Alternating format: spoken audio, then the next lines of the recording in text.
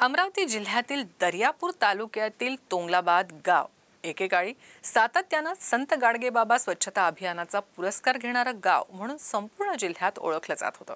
मात्र आज या गावात घाणीचं साम्राज्य पसरलंय। नाल्या तुडुंब भरल्या असून रस्त्यावरून कित्येकदा सांडपाणी वाहत आहे।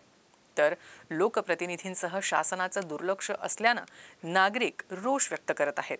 पाहूया एक विशेष वृत्तांत।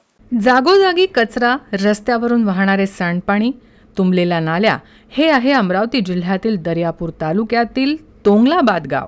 मात्र हे गाव एकेकाळी सातत्याने संत गाडगेबाबा स्वच्छता अभियानाचा पुरस्कार घेणारं गाव म्हणून संपूर्ण जिल्ह्यात ओळखलं जात होतं। हे ऐकून कुणालाही खरं वाटणार नाही। मात्र आज गावात प्रवेश करताना सांडपाण्यानं भरलेला रस्ता गावात येणाऱ्यांचं स्वागत करत आहे। सद्यस्थिती पाहता गावात ग्रामसेवक आहे का नाही हे समजायला मार्ग नाही।